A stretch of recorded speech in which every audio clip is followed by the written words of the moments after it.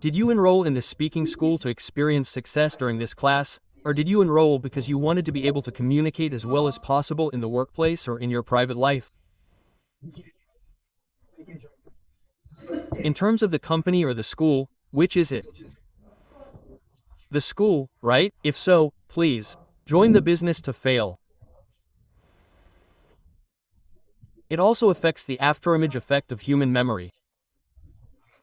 There is a proper logic to this, but human memory is always sorted. In other words, even if you take all the events that happened, you can't take all of them out as data. It is said that it is quickly sorted into the bag that can be taken out and the bag that cannot be taken out in about 0.2 seconds. Because humans are excellent. So, there are some things you don't want to put in the bag that can be taken out. If you have spent so much money and time to learn, there is no point in not taking it out in the field. There is a way to put it in the bag that can be taken out. Before I explain, I want to do a little experiment. Oh, I have a question. That's right. Let's see. Who can immediately tell me what they had for lunch yesterday? Question mark. You're probably thinking, huh? Okay. Now for the second question. Question 2. Name at least one memory from elementary school. Yeah. Oh, that's not weird. Yesterday was a while ago, so it should be memorable.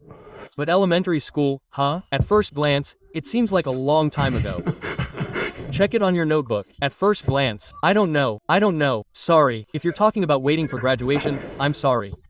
But everyone can remember that, but no one could raise their hand for yesterday's lunch.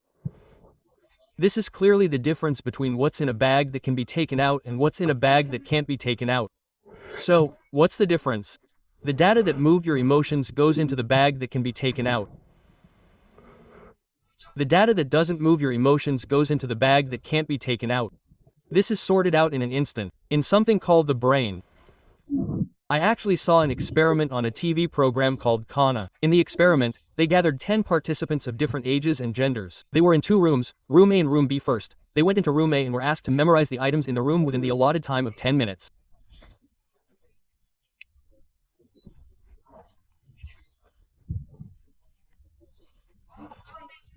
The items there were all jumbled up on a table, including helmets, solo numbers, computers, and other items that had no connection to each other.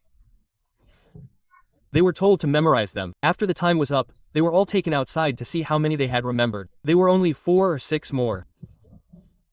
Then, the exact same participants were asked to go into room B and memorize the same number of items in the same amount of time, but with one change.